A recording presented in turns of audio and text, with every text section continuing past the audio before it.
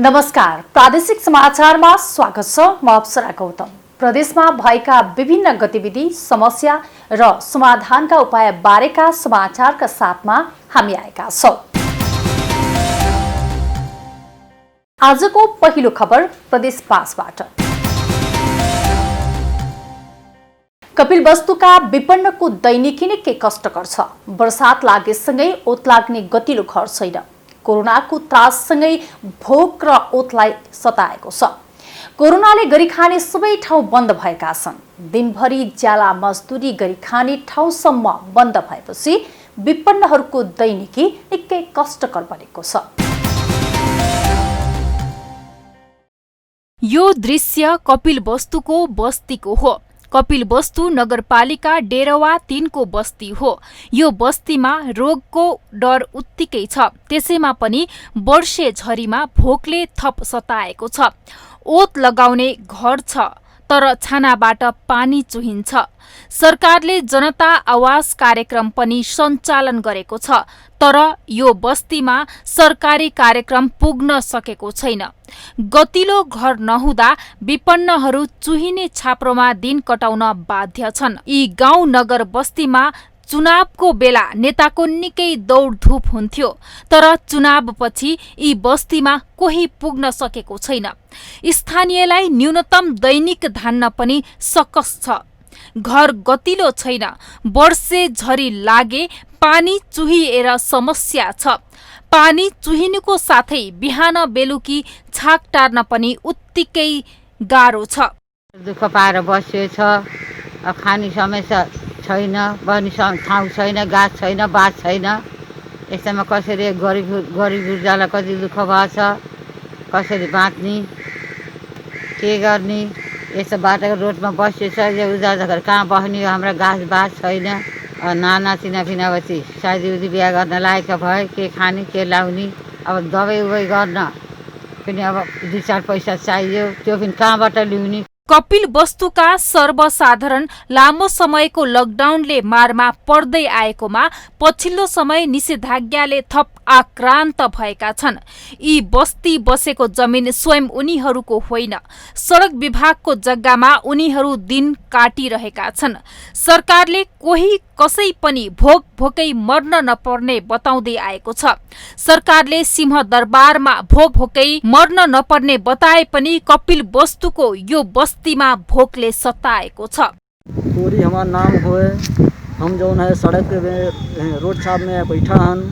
हमारे पास में खाए के लिए नाई है, रोड छाप में बैठा हन। और उसके बाद में हमारे पास में जो है रहे के लिए भी जगह जमीन कुछ भी नाई है। और उसके बाद में हमारे फुटपाथ में बैठा हुआ है। और यहाँ से कि जो है माहौरी होम से भी हमन के सहायता कुछ मिला रहा साहब। वही वजह से हमरे जो है अभी तक खावा दिया जाता है। हमन के क्यों यहाँ सहायता करे वाला माहौरी होम ही होवा जाए। संविधानमा खाद्य सम्प्रभुतालाई मौलिक हकमा व्यवस्था गरिएको छ। आवासको कुरा संविधानले बोलेको छ तर कपिलवस्तुका यी बस्तीमा संविधानमा जे लेखिएको भए पनि कुनै प्रभाव पर्न सकेको छैन। भोक र ओतको समस्याले विपन्नहरू छटपटिरहेका छन्। समाजवादीको नारा लगाउने सरकारको कपिलवस्तुमा पनि ध्यान पुग्न सकेको छैन।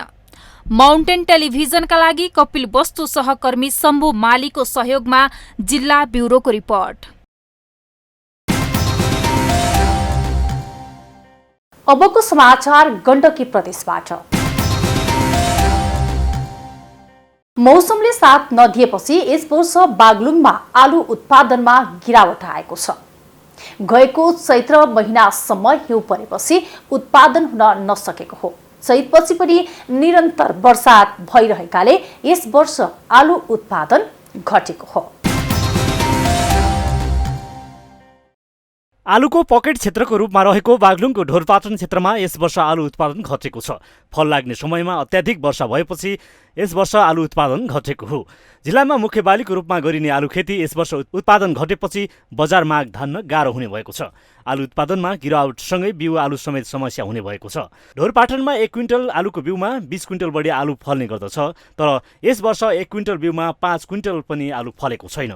आलु अहिले अविरल वर्षाको कारणले गर्दा सर फुल्नै नपाइकन आलुको बुता मर्यो। त्यसैले गर्दाखेरि अहिले आलु त्यति फल्ने राम्रो अवस्थाको छैन। भन्ने क्रममा त पोहोर साल अहिलेभन्दा अझ राम्रो थियो। बढी वर्षा भएको कारणले गर्दाखेरि आलु कुहिएर धेरै चाहिँ नष्ट भयो। ढोरपाटन नगरपालिकाको बोबाङ लगायतका आसपासमा व्यावसायिक आलु खेती हुँदै आएको छ।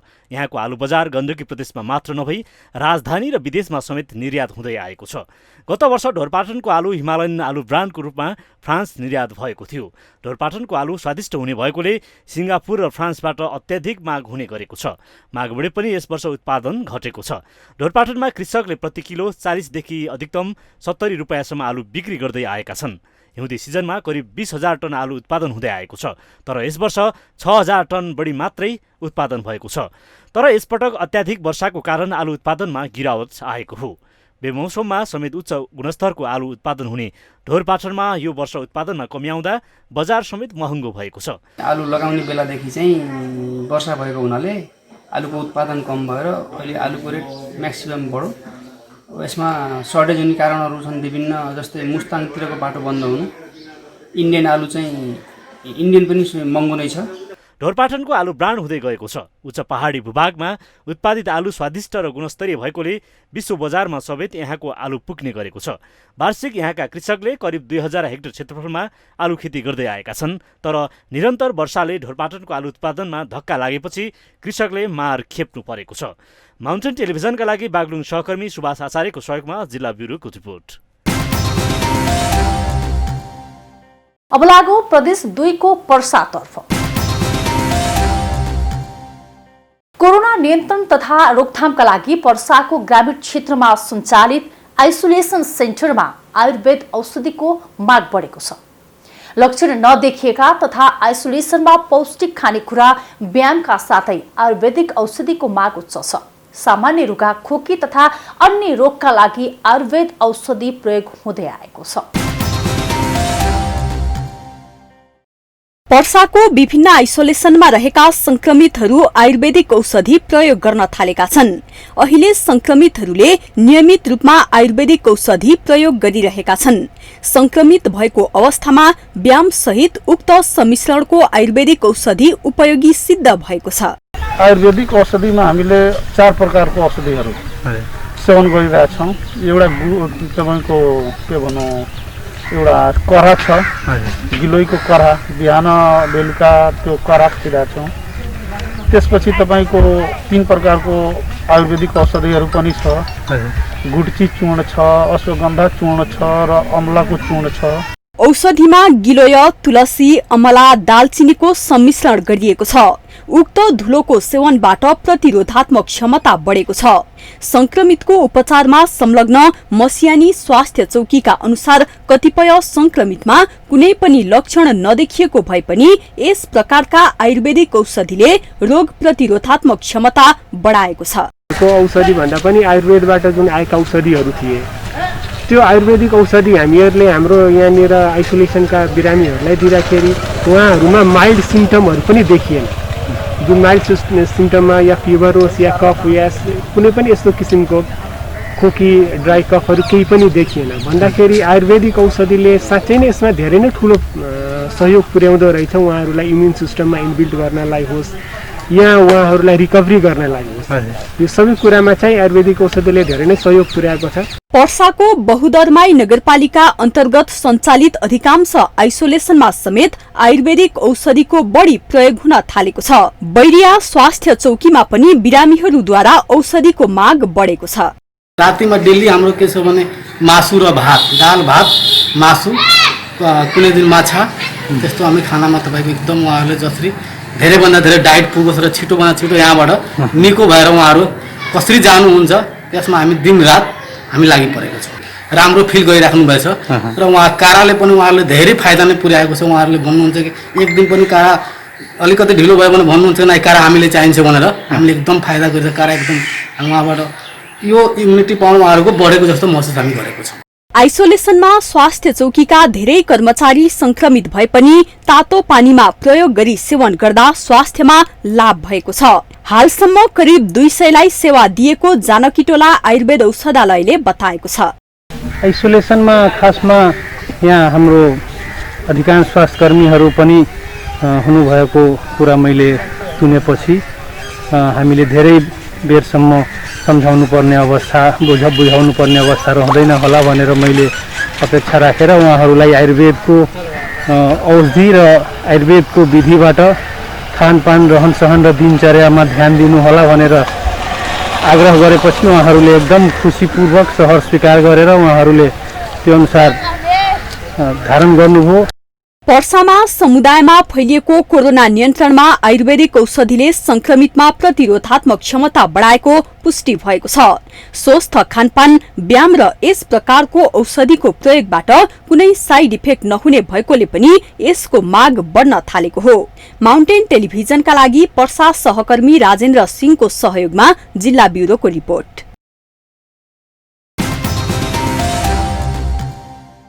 फेरि लागो प्रदेश 5 तर्फ। गुल्मीमा ल्याइएको पीसीआर मेसिन सञ्चालन गर्नुको सट्टा 1 महिनापछि राजधानी फिर्ता गरिएको छ। मेसिनको आवश्यक पाटपुर्जा छुटेको भन्दै फिर्ता पठाइएको हो। गएको श्रावण 3 मा परराष्ट्र मन्त्री प्रदीप कुमार गेवालीबाट जिल्लामा तामझाम गर्दै स्थानीय तहलाई मेसिन हस्तान्तरण गरिएको भए पनि परीक्षण गर्ने बेला मेसिन फर्काइएको छ। परराष्ट्र मन्त्री प्रदीप कुमार गेवाली नेतृत्वमा गुल्मीमा पीसीआर परीक्षण मेसिन गुल्मी पुर्याइएको थियो। राजधानीबाट हेलिकप्टर मार्फत गुल्मीमा तामझामको साथ मेसिन हस्तान्तरण गरिएको हो। तर 1 महिनापछि रेसुङ्गा नगरपालिकाले मेसिन सञ्चालनका लागि आवश्यक सबै पार्ट्स नभएको भन्दै राजधानी फिर्ता गरिएको छ। गुल्मीमा पीसीआर मेसिन सञ्चालनका लागि आवश्यक थप व्यवस्था गरी छिट्टै सञ्चालनमा ल्याउने नगरपालिकाले बताएको छ। उहाँले त्यो हेर्नुभयो सबै पोलिएर दिएको पीसीआर मेसिन हेर्दाखेरि सफ्टवेयर गर्ने यहाँ त्यसलाई चाहिँ अब त्यो सबै गर्ने त्यसलाई कसरी चाहिँ के सेट हुन्छ के सामान म्याचिङ हुन्छ भने अलग अलग रहेछ। त्यो कम्पनी के हो, कोही एउटा कम्पनी कस्तो रहेछ भने सबैको सबै मिल्ने रहेछ, कोही जुन कम्पनी भन्यो त्यही कम्पनीको बाहेक बाहिर नमिल्ने पनि मेसिन पाइँदो रहेछ। पीसीआर मेसिन परीक्षणका लागि प्रदेश जनस्वास्थ्य कार्यालयले अनुगमन गरेपछि मेसिन सञ्चालन गर्न नसकिने अवस्थामा भएको पाइएको हो। प्रदेश जनस्वास्थ्य कार्यालयले पीसीआर मेसिन प्रयोग गर्न नसकिने बताएपछि रहस्य खुलेको हो। मेसिन राजधानी पठाए पनि आवश्यक मेसिन उपकरण सहित पुनः गुल्मी फर्किने विषयमा कुनै जानकारी नभएको गुल्मी अस्पतालको जवाफ छ।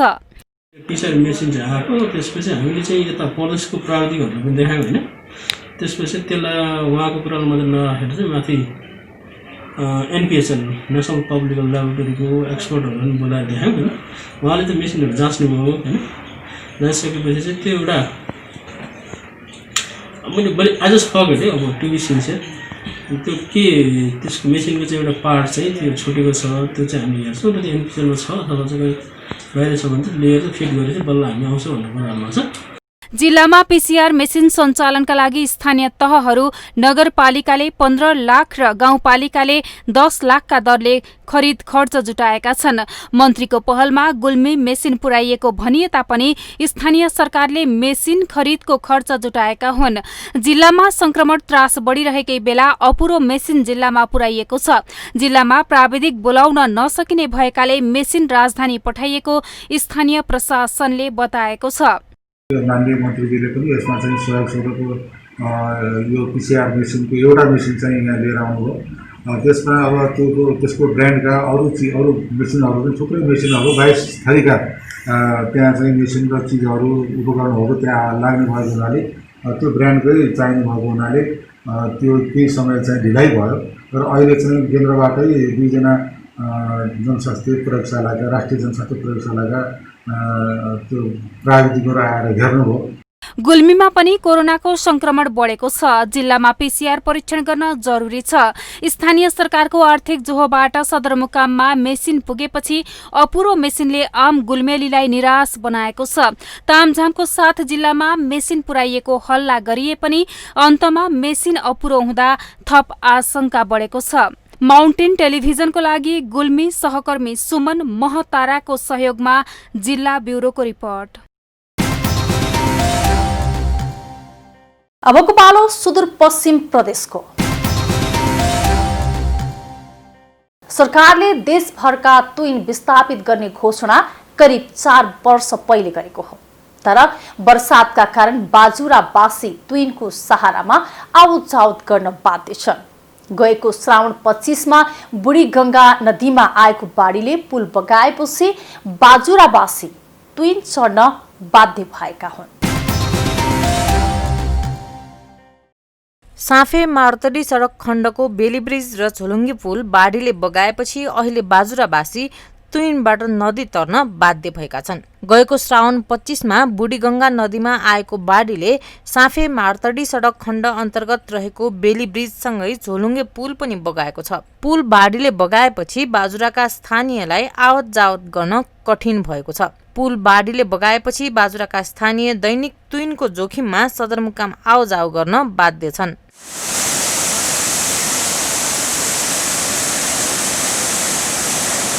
बाढीले पुल बगाएपछि स्थानीयले तुइन आफै निर्माण गरेका हुन्। पुलको विकल्पमा बाजुरावासी दैनिक ज्यान जोखिममा राखेर नदी वारपार गर्न बाध्य छन्। तुइनमा यात्रा गर्दा स्थानीयमा बुढीगंगा नदीमा खसिने पो हो कि भन्ने डर उत्तिकै छ। सडकमा पुल पुनर्निर्माण नभएसम्म तुइनको भने विकल्प छैन। 2.5 घण्टा हिँडेर घुमाएर त्यो बस्तीमा बडा जोखिमका साथ पुर्याउनु पर्ने बाध्य थियो। तर त्यो बाध्यतालाई पनि अलिकति हटाइएर हामीले एक खालको चाहिँ यो सहज वातावरण भनौँ। अब यो निकै सेवा गऱ्यौँ, दीर्घकालीन हो, अब यो गरेर सबै भइहाल्यो भन्ने कुरा भएन। साथै भन्ने भने अहिले यातायातको पूर्ण रूपमा बाटोहरू क्षति भएको छ, यातायात पूर्ण रूपमा डिस्टर्ब छ होइन, बन्द भएको छ। त्यसले गर्दाखेरि बाटोमा आउन पनि निकै गाह्रो छ, एकदम जोखिम छ। यो हेर्नुहोस् 25 गते राति आएको वर्षाले यहाँको बेलीबेली अनि यहाँ नजिकैको झोलुङ्गे पुल बगाएर यहाँको बस्तीलाई पनि यताउति जान नपर्ने जोखिम भयो। बाढीले पुल बगाएको लामो समय भइसकेको छ। पुल पुनः सञ्चालनमा ल्याउन स्थानीय सरकार, सडक डिभिजनका जिम्मेवारहरू बेखबर छन्। अवरुद्ध सडक तथा पुल सुचारुका लागि कतैबाट कुनै पहल नहुँदा बुढीगंगा नदीमा तुइनमा चढ्नुको स्थानीयसँग विकल्पै छैन। सर्वसाधारण बुढीगंगाको बहावमाथि तुइनमा झुन्डिएर वारपार गरिरहेका छन्। यद्यपि स्थानीय सरकारले तत्काल समस्याको समाधान गर्ने आश्वासन दिँदै आएको छ। यो तुइनका विषयमा बाटो छैन भन्नु हुँदैन, बाटो छ हामीसँग। दोस्रो कुरा तपाईलाई यो सडकका विषयमा विभिन्न ठाउँबाट पहल गरेर हिजोबाट अस्तिबाट मात्रै तपाईको मौर्यबाट काम सुरु भएको छ। बाढी पहिरोकै कारण साँफे मार्तडी सडक असार 23 गतेबाट पूर्ण रूपमा अवरुद्ध छ, जसका कारण सदरमुकाम मार्तडीसम्म आवत जावत गर्न समस्या भइरहेको छ। सडक विभागले पनि सडक अवरुद्ध भएको यति लामो समय हुँदासम्म पनि व्यवस्था गरिरहेको छ। सडक लामो समयदेखि अवरुद्ध हुँदा स्थानीय प्रशासन समेत मौन छ। जिम्मेवारहरूको व्यवस्थाले वर्षातमा सर्वसाधारणको आवत जावत जोखिम बन्दै गएको छ। यसर्थ सडक र पुलको विषयमा सम्बन्धित निकायको बेलैमा ध्यान जान आवश्यक छ। माउन्टेन टेलिभिजनका लागि बाजुरा सहकर्मी मदन विकको सहयोगमा जिल्ला ब्युरो। फेरि लागौं प्रदेश 2 तर्फ।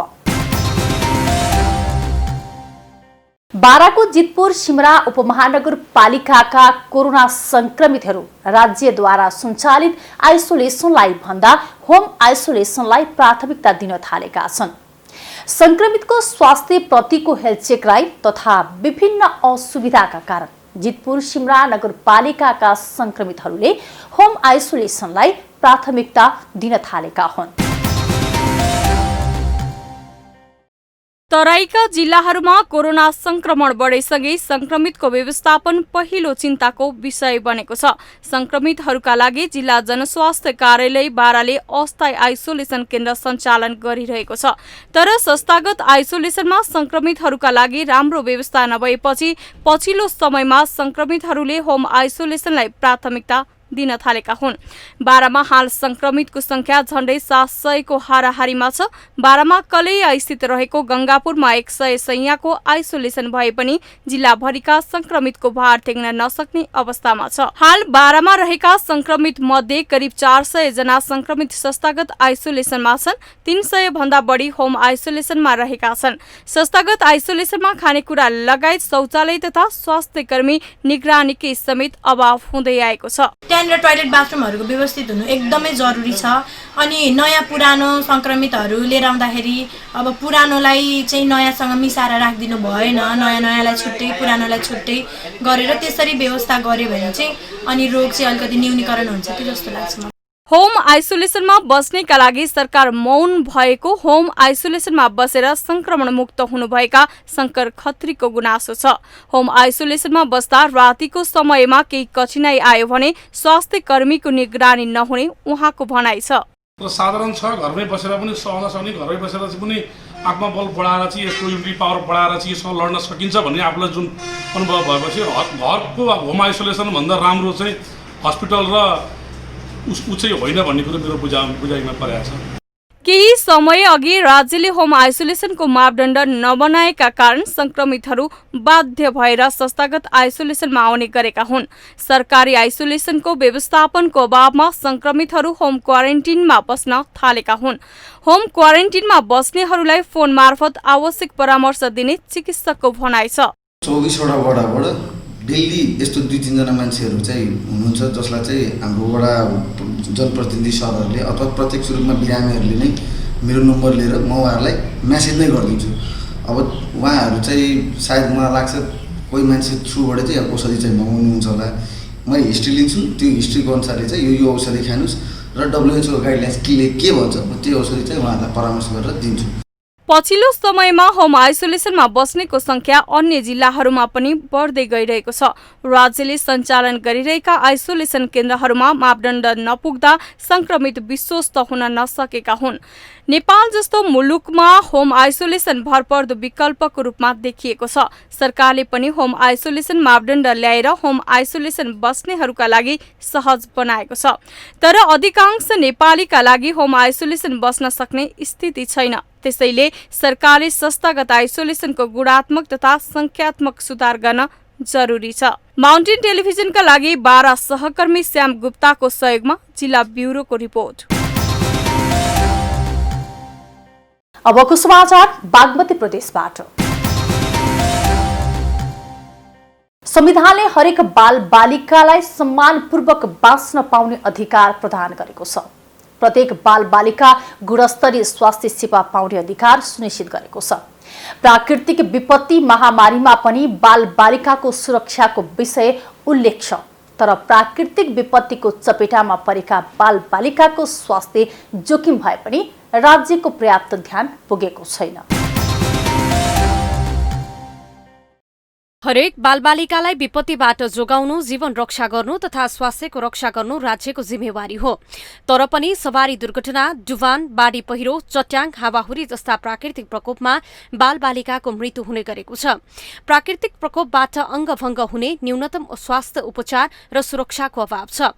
गत आर्थिक वर्ष 2075-76 मा 571 बालबालिकाको प्राकृतिक प्रकोपका कारण मृत्यु भएको तथ्याङ्क छ। बालबालिका महामारी र प्राकृतिक प्रकोपबाट अत्यन्त प्रभावित समूहमा पर्ने गर्दछन्।